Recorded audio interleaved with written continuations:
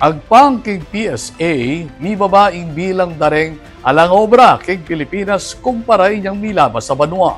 Highly report.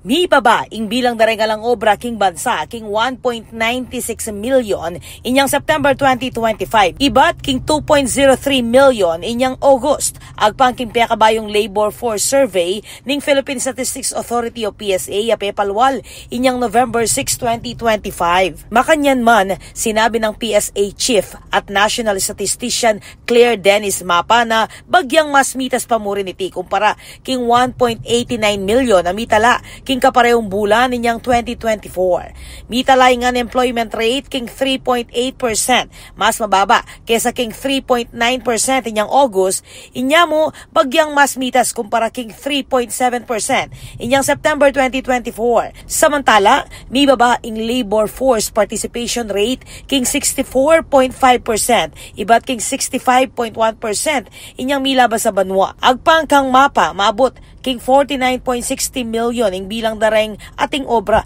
inyang September, mas mababa king 494,000 kumpara king August at 270,000 na mas mababa kumpara inyang milabas a banwa. Peka maragula pa magtas king empleyo amitala king construction sector, tinukyaning aquaculture, accommodation at food service, human health at social work at agriculture at forestry.